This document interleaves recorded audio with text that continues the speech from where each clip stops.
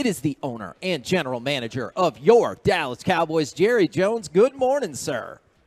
Hey, Kevin, Corey, good to be on with you guys, and nervous, getting ready for Sunday.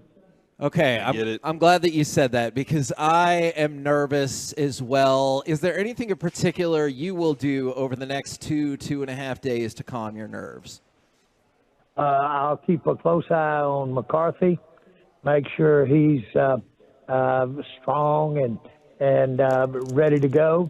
But other than that, and right now there's no change in anything he's going to be doing, and he's been able to really effectuate the practices this week. So we haven't missed a beat out there, and so we'll be business as usual from that coaching standpoint. But I'll make sure that he doesn't need to take a seat down there on the sideline someplace. I remember Barry Switzer had a back problem. Now, it was the Pro Bowl over in Hawaii, which wasn't a regular game, but Barry went over and sat down on the bench while the game was going on at the Pro Bowl. And but he was suffering from a terrible pain at that time, back problems. But that's the only other time I've had a involvement in your coach maybe having some limitations on the sideline. When we mentioned the appendicitis on air, everybody who's ever had that immediately texted in and goes, oh my gosh, that pain is terrible and that can be really serious. I know he's okay, but was there any worry in the moment when you're like, hey, he's got to go get surgery right now? Well, I think I'm just concerned about immediately go to his immediate well-being and his health. And you're absolutely right. Anytime you have surgery, I think is serious enough for concern. And that manifests itself a lot of ways. I know when I had mine out, you stayed in the hospital 10 days. So it was a hospitalized thing automatically for a length of time. Mine had ruptured while I was in college. And frankly, I had bouts of terrible nausea. I remember we played Texas A&M, and I was so weak that I couldn't even go in or couldn't even get dressed. And they said, well, you're the only one that knows the plays behind Tommy Brazier, who's a great pro coach later on.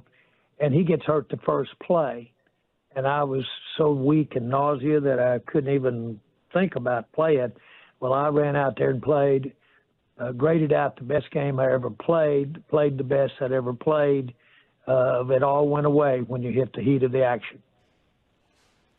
Jerry, I know a lot of things happen very quickly, but is there a plan in place in case he's like, look, I just can't make it through this? I know he's back in the building, and is that something y'all start working on today, or is there already something in place for if something was to happen during the game? No, every of all the things you're familiar with, probably the succession or who's going to take over a duty with coaches is about as well thought out and planned as anything you'll ever see. And it is literally planned down to the gnats, you know what. Mm-hmm, and that's something that was in place but even before he had this issue with appendicitis. I know Kevin asked what you're going to do to kind of calm your nerves, and it sounds like you're focusing on the work, Jerry. I'll just drink some bourbon if that's okay. Does that work? That I can drink some bourbon during this time? Well, you remind me of one real bad year I was having, and an owner that I really do respect. I was talking with him, and he had called and said, I want to talk to you about the bad season you're having. And he said, I've got some advice for you. And I said, okay, here goes. I'm getting a lot of advice lately. He said, drink a lot. Mm-hmm. So that was his anecdote to having a bad season. But here we are in a good season, Kevin. Yes, yeah, we're okay. in a good season right That's now. true. That's true. And this is a good season. The Cowboys are on a winning streak. Obviously, the Eagles are at the top of the division. I know this is a huge rivalry game anyway. You've got dueling MVP candidates. It feels like the whole season has been leading up to this moment, this Sunday, does it not? Well, I think when you have as much at stake, you have very legitimate positioning in a real advantage as to getting a bye in the playoffs, those type of things. I don't believe you draw it up where short of having to go home and your season is over if you lose, which is the case in the playoff, I don't think you can put any more out there. And that's what we have. And, boy, we recognize what an outstanding team. Their record speaks for itself. Parcells' great line, you are what you are. And their record speaks for themselves. And they're that kind of team. For us to go out here and beat them, it's going to have to be a Herculean effort. It can be. We can do it, of course. And if we do, we'll have the uplift and we'll have the rewards that go with that. Hey, Jerry, I just wanted to follow up real quick. Is the order then that Dan Quinn would come down to the sideline and then like Schottenheimer would be the play caller there? Those are details that I'm sure the moment, the time that you're in, but they may change that during the game. Who knows? Okay, all right. When you see Deron Bland getting picked on a little bit, but then also still converting interceptions, do you think that like this player personally is now taking it personal, and he's seeing that the league is starting to try and challenge him even more? Well, there's no question that your more accomplished players get more attention. And all you would do is sit in a game planning session, and you'll see the highlighted players that get special blocking or in the case of they just get the recognition they deserve to be that type of player. And that usually loosens it up someplace else. Now, and so that's how you have to adjust. When you see one that's being double teamed a lot, Michael Parsons, for instance, with us, then you got to be putting the pressure on them. They've given up something to get that done. And so if Bland is picked on, or if Bland is stayed away from, we've got to adjust and take what they give us. Clearly, Micah Parsons, you just referenced, having an amazing season. On the flip side, Hassan Reddick, Josh Sweat, Jalen Carter, the Eagles are pretty formidable on their defensive front. How do you feel the Cowboys' offensive line is playing right now, and how do you feel like they match up Sunday night? Well, we've got a good read. We played them, a month ago?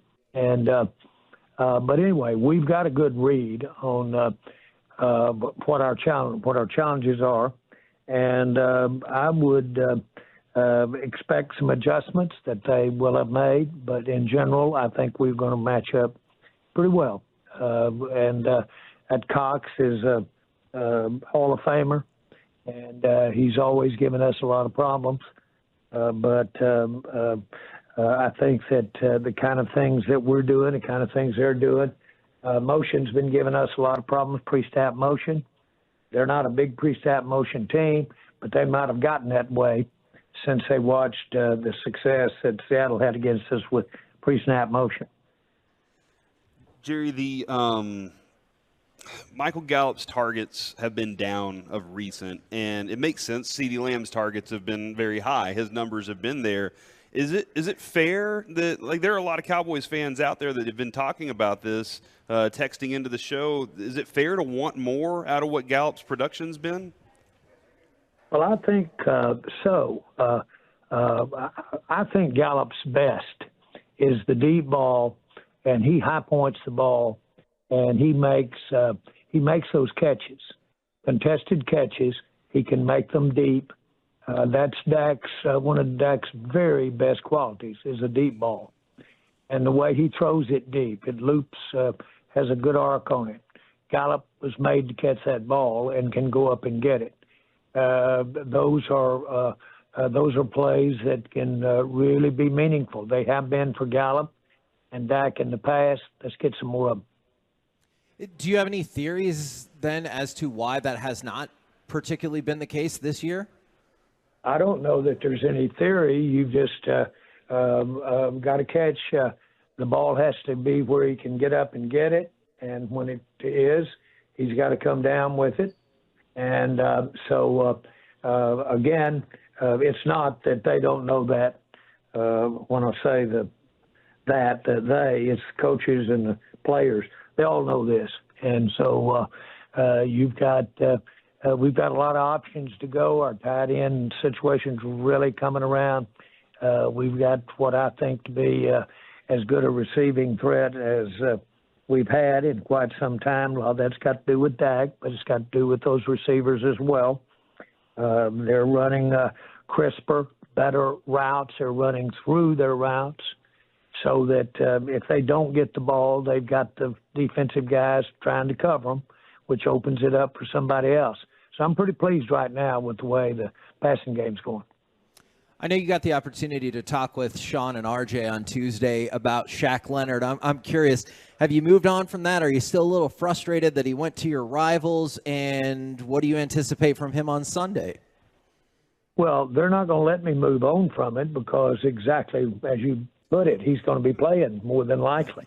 Right. And and he will be better for them or they wouldn't have brought him on the team. So but I haven't moved up front. Well, I'm going to get to watch it Sunday. It's like what could have been a girlfriend showing up at your bar every single time, man. Yeah. All right, well, well, let's don't go that far.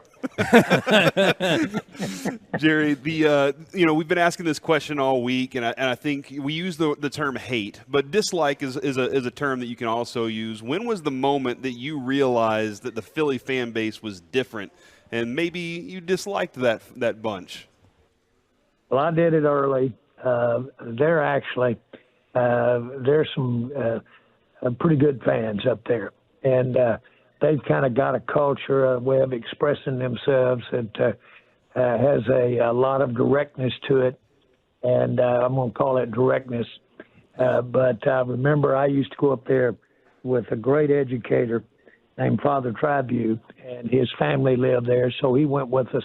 Every time we played in Philadelphia, he would go with us, and he'd walk with me up through as I'd go to our place where we watched the game, and as I'd go to and from the field, he would be walking with my group. And, of course, that was a lot of fun because invariably a bunch of those fans would say, "You're talking about an arrogant so-and-so." Said, "Look at him. He's got his own priest walking with him when he comes down through there." And, of course, Father Tribute and I both would act to that and just rub it in. So all the trash they talk, you're like, you know what? I can give it back just as much as them. Oh, I do. Stephen won't even walk with me. Well, he said, you're gonna get soaked with beer and you're gonna get stuff, hot dogs thrown. He said, I'm not even gonna walk with you, but I have fun with him. With that in mind, and I know there's a lot of great rivalries in the NFL, especially with how high level these teams have been for the last couple of years. Do you view Cowboys-Eagles as the best current rivalry in the NFL? Of course, you know how biased this answer is going to be, and I think anything that draws a lot of emotion out of me, it would be my own experiences.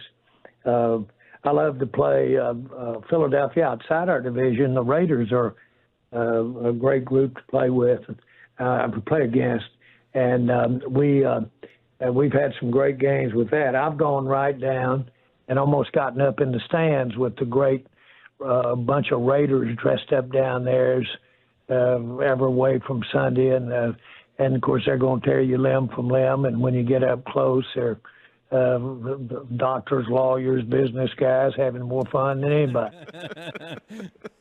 But so I just go right up in there and visit with them. That's a good approach, man. That is a good approach. Go kill them with kindness or get back at them just a little bit. Well, I'm not so sure I'm being kind with what I'm saying, but they're telling me where they're going to put their if they're wearing some kind of pirate or something like that, the Raiders or something like that. They're telling me where they're going to put that, and I'm telling me what I'm going to put where I put it. I appreciate you censoring that for our show. Jerry Thank knows you. what he's doing. Thank He knows you. what he's doing here. Now, one of the things that's kind of buzzing right now is there's a big-time free agent in baseball, Jerry, and the contract number looks like it could be $600 million. And I was just kind of curious, do you ever see a point, or have you been shocked by the amount of dollars? Like, that's more than $500 million right there going to one player. Do you ever see the NFL getting that type of contracts? Well, for obvious reasons, won't be specific at all. The dollars that are involved in sport today have exceeded anything I could have ever imagined, and on any basis, any place. And it's like Bob Costa. Bob Costa told me before he was going on this new show that he had, he said, I want you to be on my first show, and I'm going to do it at the Super Bowl in Indianapolis. I'm going to ask you some tough questions. And he said, the first one I'm going to ask you is about concussion, and the next one is about whether or not you've been up front with everybody and players and fans about concussion. And then he said, the next thing I'm going to do is ask you about what you charge for beer. I said, boy, you're a real friend. I don't know if I'm going to be on this show or not, but I do appreciate you telling me what you're going to ask. He started with the one about the price of beer. And I was ready for him, and I said, Bob, I said, he was talking about how much it costs today as opposed to a beer 30 years ago. I said, Bob, we used to be able to get a guy like yourself for about $25,000 to $50,000 a year back then. Do you want to tell these fans how much you're making now? Oh, wow. Wow. He had to go touche. We didn't get it, but things have gone up to be trite, and those numbers are unbelievable. I know that's exactly the number that a lot of people thought when we built AT&T Stadium. That AT&T Stadium, if costs really got out of hand, and if we built the kind of stadium I wanted to build, they said that stadium was going to cost you $600 million. And there were a lot in the NFL that just said, no way. That's gone so far out of sight. And, of course, it didn't cost $600 million. It cost twice that. It cost $1 billion, too. But who would know that a relative few years later, 10 or 12 years later, they'd spend over $4 billion on the stadium out in L.A. and are likely to spend that on the next two stadiums that are built. So things have elevated, and we all know why. Appreciate the insight as always, and obviously we're all hyped up for Sunday night rooting for them Cowboys. Thank you very much, sir.